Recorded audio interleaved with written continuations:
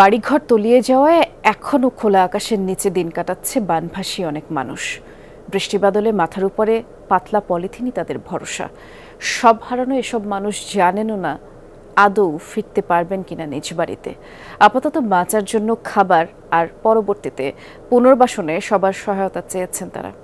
সহকর্মী লুৎফুর রহমানের ছবিতে আরেক সহকর্মী মাহফুজ মিশু বিস্তারিত জানাচ্ছেন।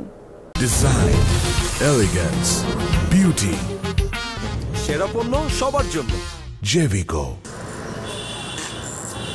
কুমিল্লা সদরের শাহ আলম কোনো কিছু বুঝে ওঠার আগেই চোখের সামনে তলিয়ে গেছে তার বাড়ি।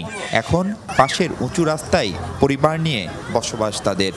আমরা এক এক কাপড়ে বাড়িয়েছি, ঘরে তো কিচ্ছু লয়ে বেড়াতে পারছি না। খাওয়া দাওয়ার কষ্ট আছে, আবার ওই কিছু ফিনতে পারি না, মশা কামড়ায়। পানি আনার পরে আমরা ঘরতে মাল সাবানা কিছুই বার করতে পারিনি, সব আমরা পানির নিচে। আমরা কোনো মতো করার মাল সাবানা টাইনে টুনে বার করে আইলের সাথে আমরা রয়েছি।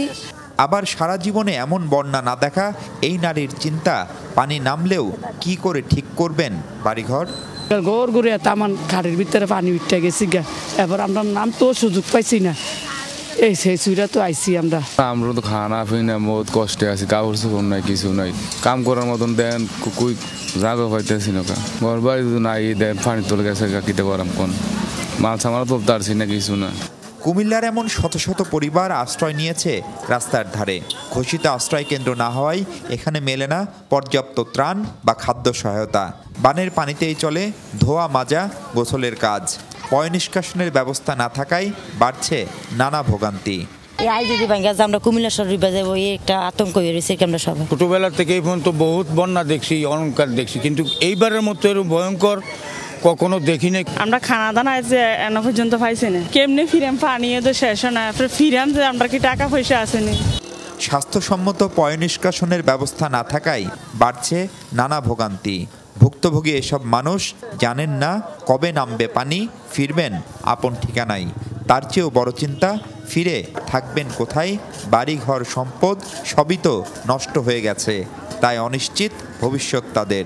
মেট্রিক পরীক্ষা দিব, বই পড়ে বুঝলি একটা বই খাতা হারামও রাখতারছি না, একটা কলম ডকর রাখতারছি না বাবা, সব গেছি গা। আর আমার পুত্র কি দিয়ে আমি পরীক্ষাটা দেওয়া বাবা। টাইমলি খানাটা হলে একটু চলে ভালো, আর পরবর্তীতে কিছু টাকা পয়সা হলে ঘরটি যাতে ঠিক করতে এরকম ব্যবস্থা করতে পারলে ভালো হবে আর কি। আমার যে পানি উঠছে ঘরের ভিতরে, এই যে এখন পানিটা টান দিলে আমার ঘরগুলা নরম, তো এগুলা পড়ে যাবে। ভুক্তভোগী এসব মানুষের প্রার্থনা একটাই, নতুন করে আর পানি না বাড়ুক।